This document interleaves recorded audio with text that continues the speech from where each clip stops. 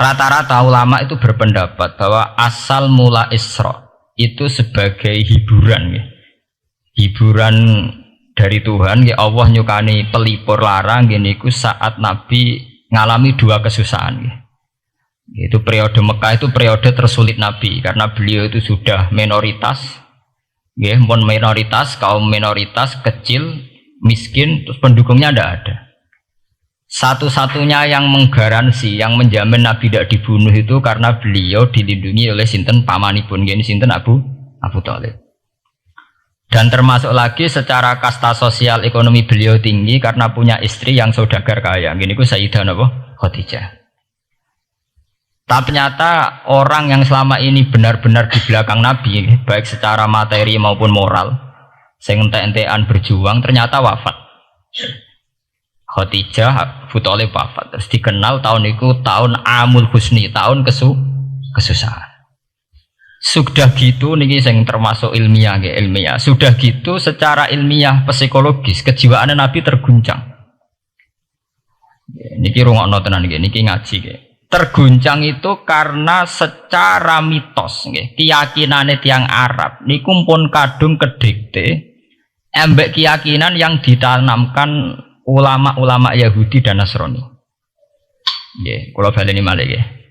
Kafir Mekah itu orang-orang bodoh, orang-orang enggak terpelajar. Mereka itu punya satu mitos, satu keyakinan yang ditanamkan oleh tokoh-tokoh intelektual Yahudi maupun Nasrani. Apa keyakinan itu? Bahwa kenabian itu yang paling mungkin kalau orang itu dari turunan Bani Israel. Orang mungkin Nabi kok ora turunane wong Yahudi utawa wong Nasrani.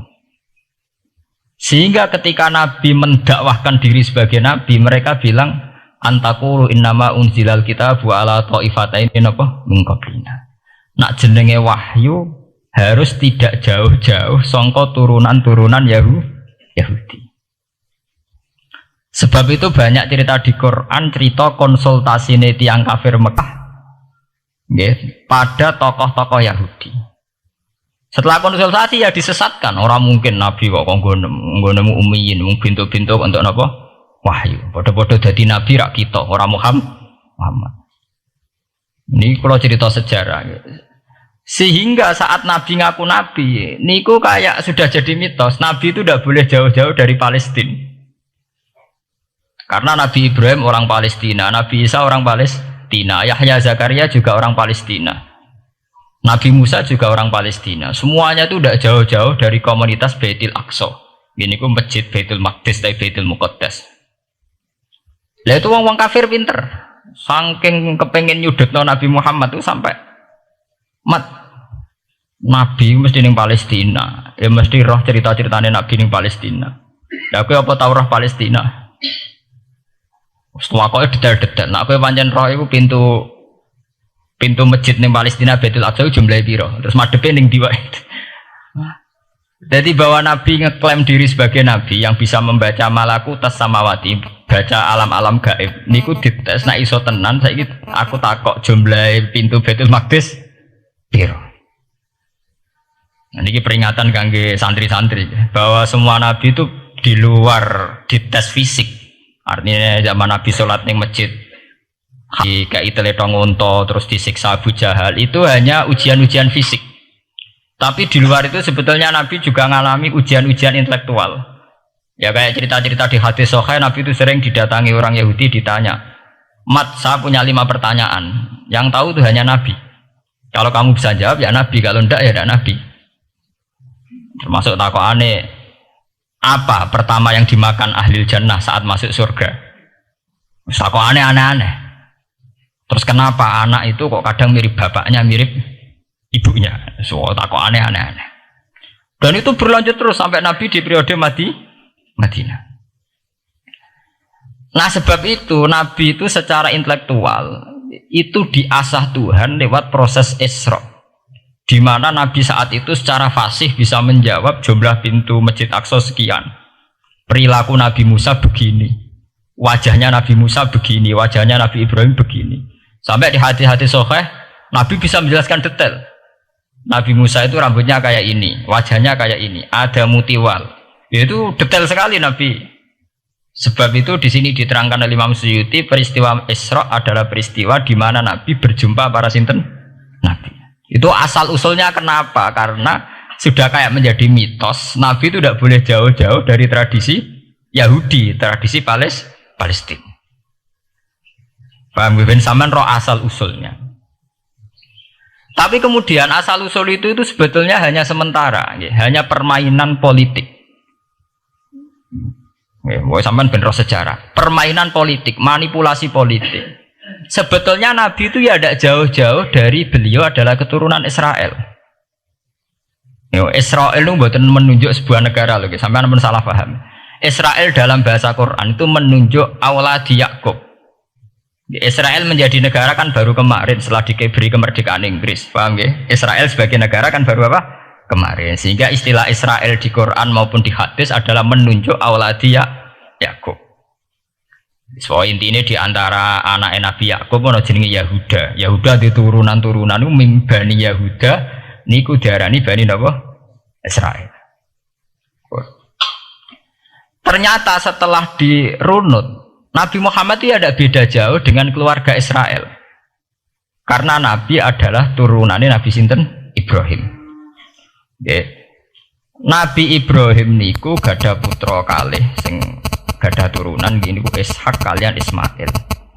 Ismail kalian Nabi Ibrahim disalap teng Mekah.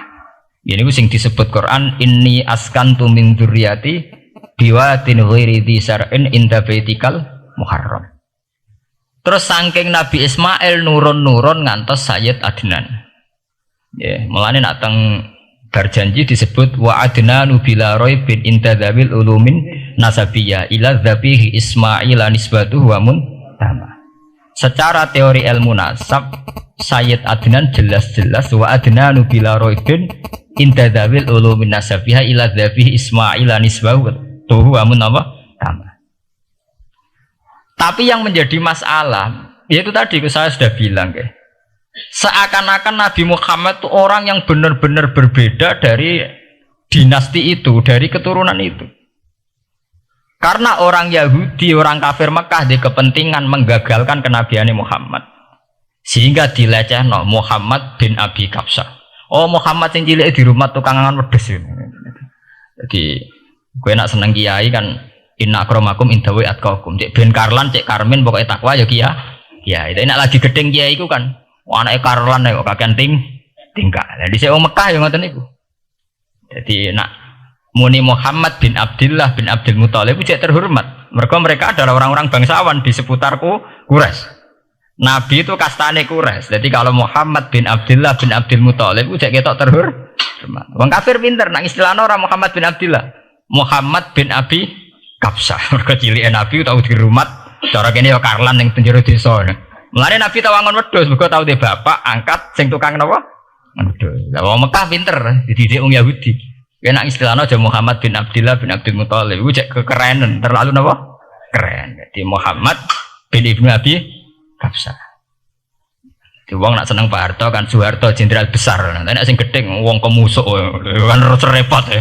Oh, terus nyebut desa asli ini asal nak seneng bupati ya jadi bupati orang nomor 1 di Bojonegoro. Nak gedeng golekno asal usule. Sing ngoten mun sunatullah mulai riyen sampai kiamat ya. Sunatullah lihat ikut kelas napa? Mengkopel. Walanta jadi sunnatillah napa? Tabdila. Ya akan begitu. Nah sehingga peristiwa Isra itu satu peristiwa rohani ya. Selain peristiwa rohani nanti akan diwajibkan sholat, juga ada peristiwa intelektual, ada pengajaran intelektual bahwa semua nabi itu harus punya tradisi yang sama, punya karakter yang sama. Sehingga nabi dalam proses Isra itu dipertemukan dengan Nabi Ibrahim, Nabi Musa, nabi-nabi yang lain. Dan diskusi di situ juga ada diskusi-diskusi. Paham ya? Niki penting ya, penting kalau terangaken karena kalau tanpa tradisi yang berkelanjutan ya, sing disebut tenggene thariqah jenenge as-sanad al-mu'tabar, sanad sing mu'tabar utawi nak tenggene pondok-pondok kitab disebut sanad sing muttasil. Ini nanti semua tradisi kenabian akan melenceng. Kalau melenceng itu ngeri. Karena setiap orang ya, mesti ada subjektivitas sendiri, punya versinya sendiri. Sehingga semua nabi harus model istilah politik itu punya platform yang sama, punya karakter yang sama, punya model yang apa? Sama. Nah, sebab itu secara intelektual Nabi Muhammad itu dikenalkan oleh karakter para nabi-nabi dulu. Ya detail. Satu Quran 30 juz. Andai kan sampai hafal Quran. Sampai ngurunut sejarahnya coba. Kita ini kan kadung dibentuk. Artinya kita ini ya alhamdulillah sudah kadung kebentuk, tahu sejarah para nabi. Tapi asal usulnya kita tahu lewat kitab yang namanya Al-Quran. Supaya apa? Nabi Muhammad itu dibimbing bahwa Quran atau ajaran beliau benar-benar musaddiqal lima baina yadeh, benar-benar selaras dengan ajaran sebelumnya. Mulai ajaran yang bersifat samawi sampai hal-hal yang basariyah, yang menyangkut tabiah apa? Basariyah.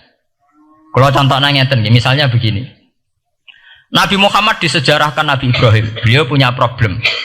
Problem itu berupa punya bapak atau paman yang tidak Islam. Bahkan nak ning ceritane kiai-kiai desa dari Nabi Ibrahim cilike kon adol patung. Terus didol meniki patung ya ora manfaati ra mudarati mbok tuku ya karepem ora napa karepem. Mbok ana sanate mbok ora pokoke cerita iku populer. Disejarahkan begitu. Sehingga Nabi Muhammad tahu, oh ternyata yang punya problem ngadepi keluarga itu tidak saya tok. Dulu Nabi Ibrahim juga punya problem ngadepi keluarga. Aku tak lumayan terima paman, Pak Lek, Pak De, Abu Jahal sinten? Abu Lahab. Nabi Ibrahim malah bapaknya.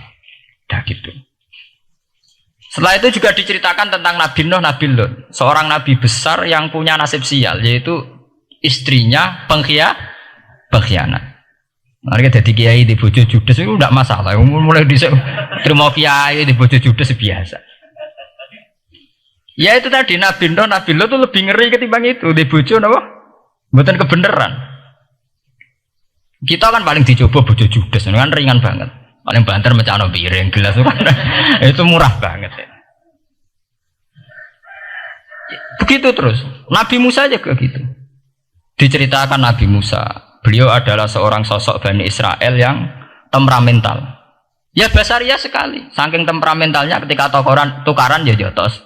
Karena nak kiai temperamental kadang jotosan ya ono sanate ya Nabi Musa nak tukaran ra cocok napa? Jotos. Fawakazahu Musa faqada alai. Artinya ya basaria sekali. Cerita ABG ini publik ya wonten saat beliau melarikan diri lalu ketemu cewek loro. Ya ora wenti barang Nabi Musa waduh mari maksiat ae terus kan.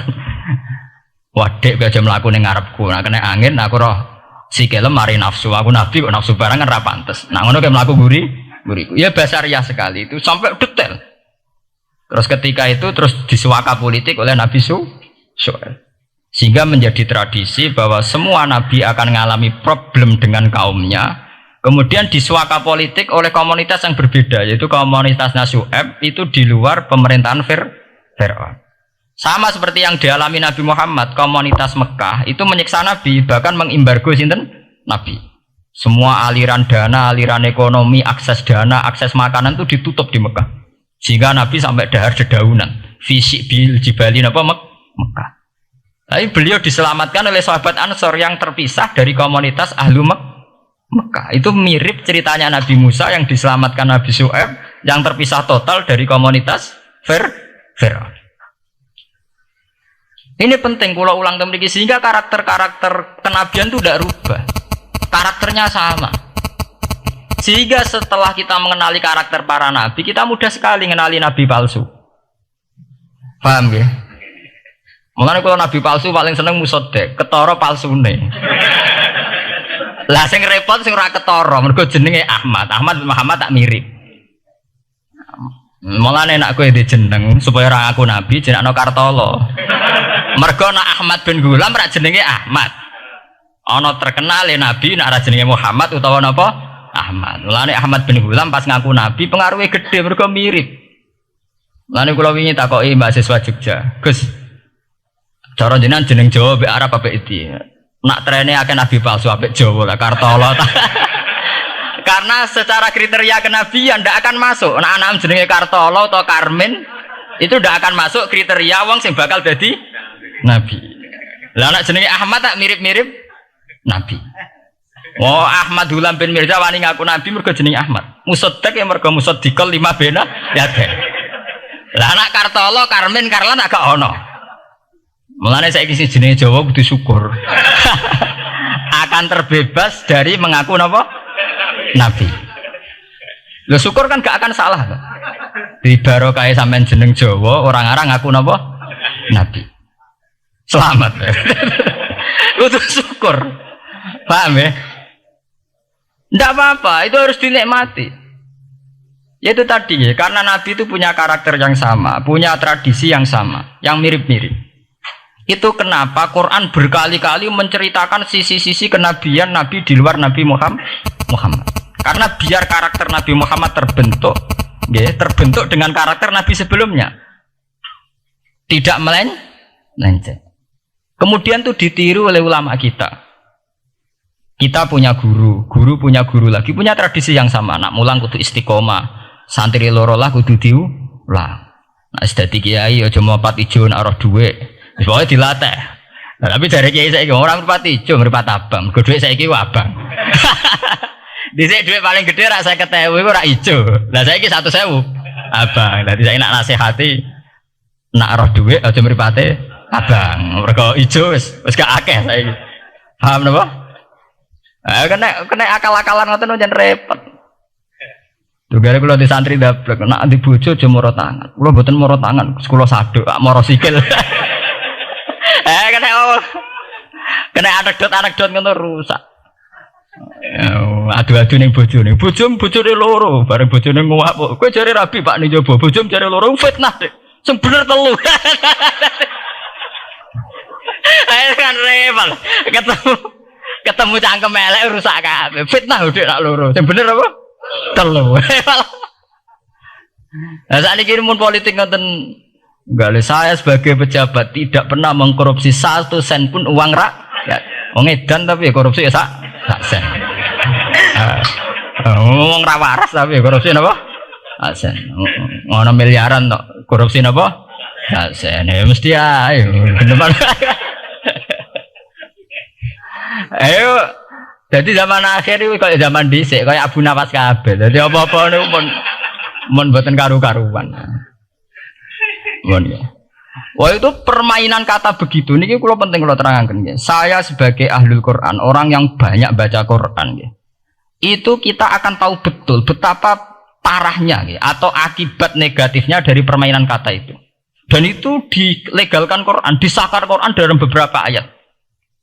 Yaqulun apa yuriduna ayutfi'u nurallahi bi afwahihim. Orang-orang Yahudi, Nasrani, kafir Mekah itu ingin sekali membunuh Islam lewat permainan kata bi afwahihim. Yaitu tadi misalnya kalau Muhammad bin Abdullah bin Abdul Muthalib itu kelihatan keren karena masih Bani Quraisy. Tapi kalau diistilahkan Muhammad bin Abi Kabsah, wah Muhammad sing anake Karlan iku ora ummiyin. Balik dadi wong alim terus diistilahno bapakmu sing cilike iku angon wedhus. Ya terus repot terus ajur kah? Kabeh. Itu bi afwahihim. Efektivitas bi afwahihim itu sampai tenggene Tarikhus Suyuti wonten keterangan wa min dzalika irtadda jam'un minas sahabah. Dari permainan kata yang ditanamkan orang Yahudi itu sampai banyak sahabat yang murtad. Istilahnya itu jam'un minas sahabah. Meskipun setelah murtad itu ya divonis tidak sahabat. Misalnya menyangkut nasa mansuh. Orang Yahudi pinter, du'afaul muslimin, orang-orang muslim yang imannya masih lemah. Delok le nabimu, wong kok pelin-pelane ngono. Dhisik Ka'bah madhep Baitul Maqdis. Iku wis bener iku, mergo kiblate Nabi Musa. Nabi-nabi dhisik kiblate Baitul Maqdis. Nah saiki gara-gara dekne kangen keluargane pancen dekne cah Mekah, saiki kangen Mekah. Terus kon manggon omahe buyut-buyute. Dan saya kiblat diadepno omahe buyut-buyute. Kangen-kangene dhewe tunggu urusan kiblat.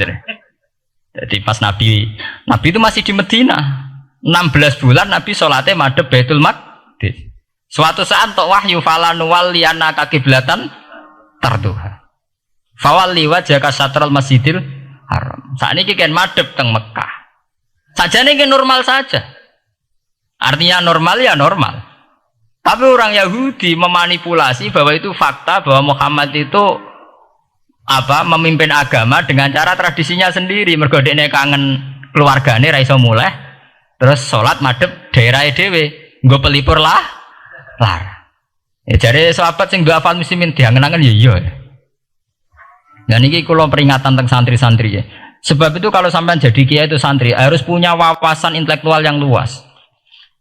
Semenjak itu Quran mewahyukan secara nalar sejarah. Ya ini sing disebut ayat Inna awwala baiti wudi'a lin-nasi lalladzi bi Bakkata mubarakah wa hudal lil alamin fihi ayatum bayyinatum maqamun apa Ibrahim. Akhirnya Nabi Muhammad nantang ning tokoh-tokoh Yahudi. Apa salahnya saya punya dua kiblat? Baitul Maqdis adalah kiblatul anbiya karena dulu Nabi Musa di situ, Nabi Isa di situ. Sekarang saya menghadap ke kiblat yang lain karena itu kiblatul Ibrahim dan dia lebih senior. Lebih apa? Senior. Sebelum ada Baitul Maqdis itu sudah ada Mekah. Mekah lebih senior, lebih tua. Terus disebut fihi ayatum bayyinatum maqamun apa? Ibrahim. Nabi Musa, Isa adalah periode setelah Ibrahim. Sebab itu akhirnya semenjak perdebatan itu orang Islam bangga. Makanya sampean kalau ngaji hadis-hadis sahabat itu bangga. Ana mimman shalla ilal qiblaten, nggih. Ana mimman shalla ilal qiblaten. Aku termasuk sahabat yang menangi dua kiblat. Mergo zaman madhep Baitul Maqdis ya kiblatul anbiya, madhep Mekah nggih kiblatul anbiya.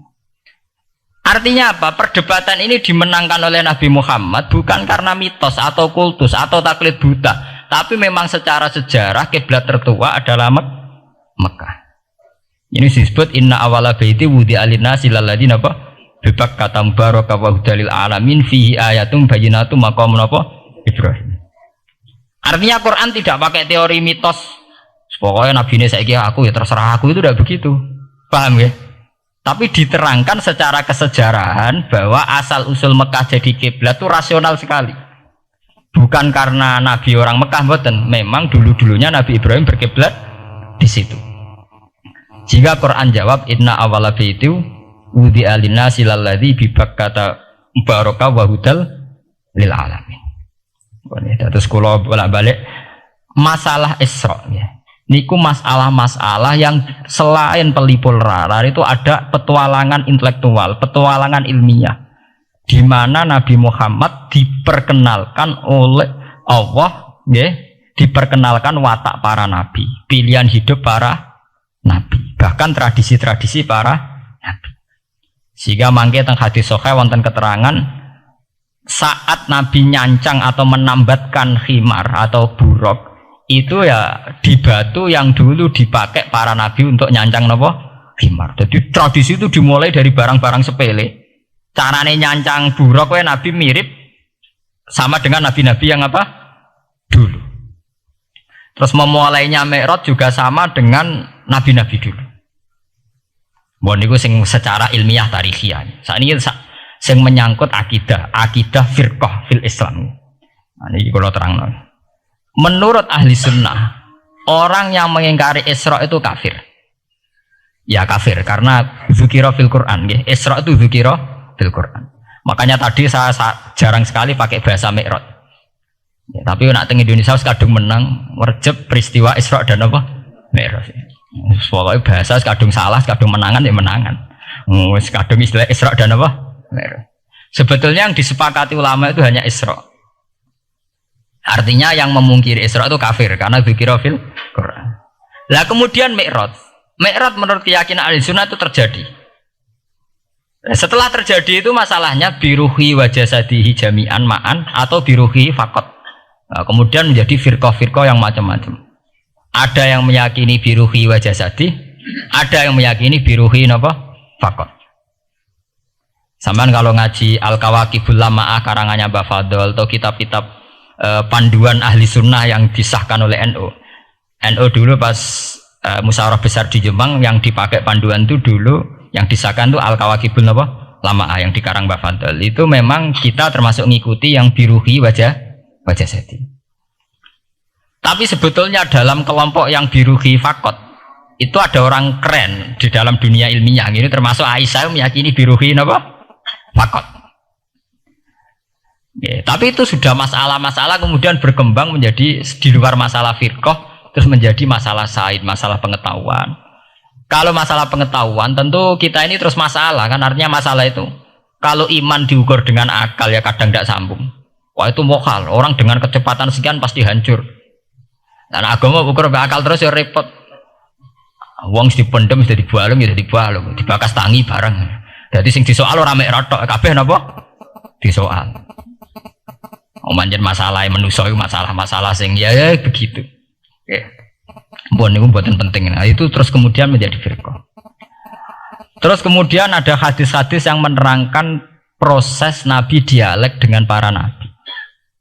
Kayak ketemu Nabi Musa, Nabi Ibrahim, terus Nabi Idris, Nabi Isa, Nabi Musa.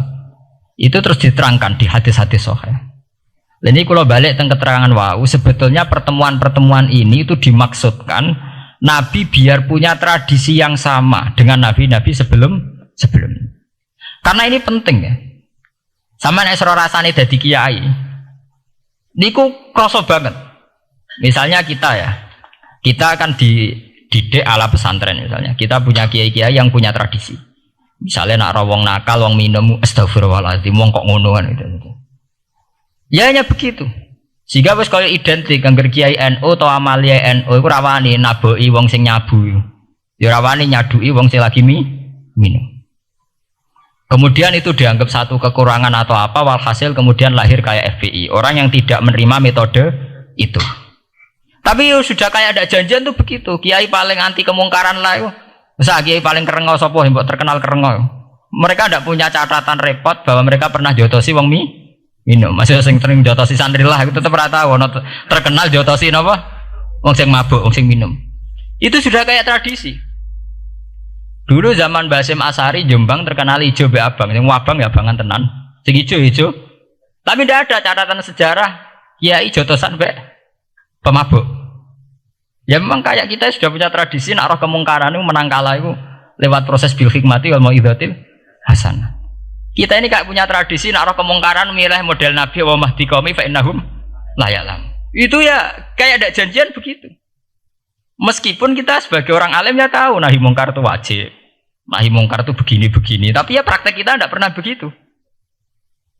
Kalau di Timur Tengah kebalikan, mana ada terima karuan wong nakal, podo soleh beda aliran halal dibunuh, sehingga wong Sunni yang ngalalo darai wong Syiah yang ngalalo darai apa?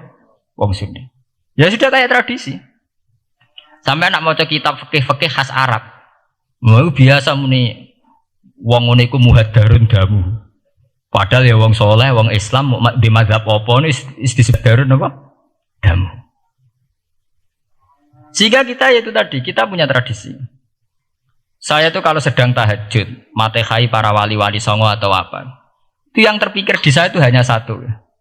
Agama Islam itu lahir lewat Quran dan hadis. Tapi kemudian tahu-tahu tetap berimprovisasi, berkembang sesuai tokoh yang membawa. Sampai kalau melihat Islam di India dulu sampai perang besar-besaran, kemudian zaman Abul A'la Al-Maududi, zaman periode Muhammad Iqbal, sampai India pecah, kemudian jadi Pakistan yang bernegara apa? Islam, karena banyak konseptor Islam yang tidak setuju negara sekuler. Akhirnya mereka misah jadi negara Islam Pakistan. Kemudian Timur Tengah juga begitu. Karena Timur Tengah sudah Islam semua, masalahnya itu diislamkan ala Sunni atau ala Syiah. Iran menjelma sebagai aliran Syiah, yang Sunni dianggap sesat, halal darai. Irak zaman Saddam Hussein pemerintahan Sunni, sing Syiah dibantai, sehingga wong Kurdi do mati. Era Saddam keok gentenan Saddam sing dibantai. Makanya kalau saya ngaji di Jogja, seminar di Jogja bilang, kita ini harus bersyukur. Kita ini punya tradisi konflik yang terbaik di dunia. Enggak, kita ini punya tradisi konflik yang terbaik di dunia.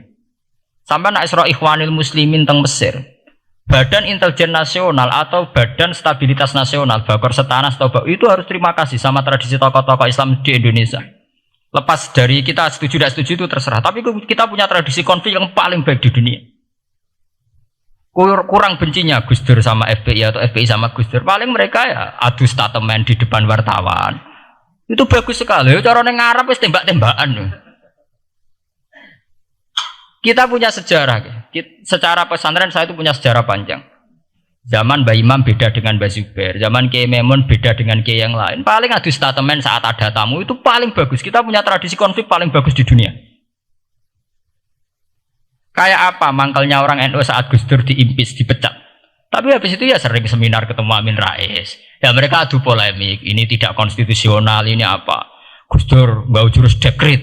Sing sitok nggak jurus sidang mewah, anak kurang serem sidang istimewa dilawan sidang luar biasa. Pokoknya agak istilah sing serem-serem. Tapi tidak saling bunuh loh, sampean harus syukur loh. Selama ini orang awam sering bilang, loh kiai kok tukaran. Sampean bandingkan di Timur Tengah, jenenge tukaran mesti tahdirudam. Para polisi, para badan intelijen, para yang menjaga stabilitas negara ini harus terima kasih sama tradisi tokoh-tokoh Indonesia. Yang namanya di Mesir, di Irak, di mana-mana jenenge tukaran mesti melibatkan pertumpahan darah. Saat Arab Saudi jadi Wahabi itu besar-besaran itu. Pembunuhan apa pengusiran orang-orang Sunni. Tapi di Indonesia enggak. Desi anarkis. Paling itu tadi adu polemik. MLB dilawan MLB itu masih keren sekali, tidak apa-apa. Itu lebih baik ketimbang adu jotos atau adu hizib lah. Itu masih bagus. Nenda ini sampean biar paham, biar syukur jadi bangsa Indonesia. Kita punya tradisi konflik yang baik. Sama nak setelah peristiwa teng Irak, ya, teng Sudan, teng Khartoum, teng Darfur, itu kan orang Islam semua. Gara-gara beda madzhab saling bunuh. Di Mesir ya gitu, Ikhwanul Muslimin dengan pemerintah dan sebagainya. Hatta saya sebesar Sayyid Qutb, sing tokoh populer mohon kak budutnya buatan jelas. Di Indonesia bagus sekali. Kita menangi zaman secara sejarah, ya. Kita menangi bedanya dulu Ahmad Hasan dengan tokoh-tokoh NU. Kulo nu menangi secara sejarah sering baca. Terus zaman anyar-anyarane NU asas tunggal, bedanya Gus Dur dengan Kiai As'ad. Sak mangke bedane PKB dua versi. Mereka menyelesaikan secara beradab. Lewat pengadilan, kok pengadilan kalah lewat MA, beradab sekali. Kita harus bersyukur. Dibanding penyelesaian konflik kayak di Irak, kemudian ngundang Amerika, akhirnya sekarang kacau balu. Di Timor Leste yang latihan bikin rambut serta disuduk, Indonesia paling banter ngobong fotonya SBC. Ya masih terhormat loh, masih artinya masih beretika. Kita harus syukur punya bangsa yang beradab. Wong ras tujuan antar kiai ya rasan-rasanan. Kiai kok ngono, sitok lho kiai kok ngono. Enggak sing kiai tengah-tengah ayo ono sing ngono ono sing ngene dadi. Sing ra melok-melok biasanya terus milih amane, ya ono sing ngono ono sing ngene. Jadi artinya kita yang baik. Saya itu berkali-kali ngaji ya. Sampean kalau sering baca Quran dan menghayati, artinya orang baca Quran pelang-pelang ora karepe menghayati. Saya itu sekarang sesadar-sadarnya, saya masih belajar. Ini jamaah sini harus tahu. Saya hingga detik ini masih belajar. Entah itu lewat belajar baca Jalalain atau belajar merenung maupun belajar lewat yang lain. Quran itu dulu ya sering nyebut begitu itu saya tidak paham. Sekarang itu saya paham, tambah paham. Misalnya di juz 4 ada istilah ikhwanan. Orang mukmin disuruh ingat peristiwa-peristiwa yang dulu saling kuntum a'daan fa'allafa baina qulubikum fa asbahtum bi nikmatihi napa ikhwanan. Dulu kamu bermusuh-musuhan yaitu antara kelompok Aus dan Khazraj. Gara-gara barokatul Islam sekarang kamu menjadi ikhwanan. Menjadi bersaudara. Sampean kalau melihat TV merunut konflik di Irak, sering ada bom bunuh diri, itu kan ada asal usulnya. Memang sekarang orang menimpakan kesalahan itu pada pasukan multinasional yang dipimpin Amerika dan Inggris. Tapi sebetulnya ada usul-usulnya. Sampai Amerika bisa masuk karena orang Irak tidak ikhwanan. Tidak apa? Yaitu ada Syiah, ada Sunni. Mereka saling menikam, saling bunuh. Sehingga karena ada ikhwanan ini pihak ketiga masuk, yaitu tentara multinasional. Makanya saat di Jogja ditanya, cara jenengan sebuti menyangkut Ahmadiyah, menyangkut konflik di Jakarta, saya bilang sekarang setiap orang bikin forum apa forum, ya itu baik kalau niatnya baik-baik. Tapi andai kan saya ditanya Tuhan nanti, hak kowe iku kelompok apa? Pokoknya angger NU atau Muhammadiyah ajak mayoritas, aku milih salah sitok itu. Bukan karena mau saya oportunis milih yang besar, itu lebih baik, lebih maslahat. Karena kalau setiap orang merasa benar bikin kelompok sendiri akan menjadi kelompok banyak. Dan saat menjadi kelompok banyak, tentu konfliknya lebih tidak terpola. Tidak apa? Terpola. Umpama Hasim tukaran Mbak Din Samsudin itu terpola. Tapi nak angger wong ngrasa duwe ketua dhewe tidak terpola. Bagaimanapun ikhwanan harus disyukuri. Nggih, dalam kondisi berteman. Sebab itu Nabi sering ngendikan ilzamu jamaahirul muslimin wa man sadza sadzafin. Mbok kamu itu ikut kelompok mayoritas saja. Jamaahirul muslimin cara bahasa netralnya mbok ya kamu itu ikut kelompok mayoritas saja. Karena kalau orang merasa benar kemudian bikin kelompok sendiri itu tidak ada selesainya. Lah akulah cara nuruti GR sebagai kelompok dewi. Wong aku ya di umat, di pengaruh sing nyucup wis akeh. Tapi kalau semua orang merasa begitu kan repot nanti. Mursid di kelompok dewi, tukang toreko di kelompok dewi, tukang ngaji di kelompok dewi. Model kitab pirang-pirang sesuk ana jamaah Jalalain, jamaah Muin, jamaah Fathul Wahab. Sing ora iso ngaji jamaah tahlil, jamaah istighosah. Ora ono bare itu. Saya tuh kalau ditanya di Jogja, meskipun saya kritis, artinya kritis itu mungkin terhadap satu fenomena kita tidak setuju atau Muhammadiyah dalam banyak hal atau satu dua hal. Itu tidak menjadi alasan kita untuk tidak mengikuti mainstream. Karena kalau mainstream ini dilanggar, itu kita tidak akan ikhwanan. Dan akibat negatif dari tidak ikhwanan adalah kayak kasus Irak. Iran itu kenapa tidak mudah diserang Amerika padahal punya nuklir? Karena mereka seragam Syiah semua. Itu lebih gampang, lebih susah. Lawan itu apa? Susah. Arab Saudi juga mudah diadu karena karuan seragam Wahabi semua. Kita tidak bicara itu ya akidah. Mungkin kamu bisa debat Wahabi itu benar apa enggak. Tapi karena relatif aman, nggak diacak. Indonesia juga gitu. Kenapa tidak banyak konflik? Karena orang itu Islamnya kalau udah NU ya Muhammadiyah. Buat cocok ra cocok wae milih. Itu lebih mudah. Ketimbang ada faksi-faksi baru kemudian stabilitas menjadi tambah kacau. Mulane kula niku saya pribadi menghimbau ya. Melihat ayat itu dihitung Tuhan sampai Allah ngendikan apa if kuntum a'daan fa'allafa baina qulubikum fa asbahtum bi ni'matihi napa. Kekuatan sebuah negara itu bukan karena senjatanya canggih, tapi karena rakyatnya tidak bentrok.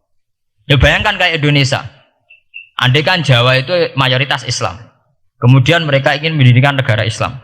NTT merasa tidak diwongke terus keluar dari Indonesia. Nanti Maluku, Ambon juga gitu. Daerah-daerah yang Islamnya tidak mayoritas begitu. Kayak apa susahnya militer? Andai kan setiap kelompok itu punya jamaah besar. Terus sering bikin muktamar. SBC berbakar muktamar NU, Muhammadiyah. Kabeh wong di kelompok pra kesel SBC. Gak sudah jadi presiden. Moga setiap forum umat Islam gawe napa? Kok gawe muktamar? Iku muktamar urung ana tandingane, wis pirang-pirang.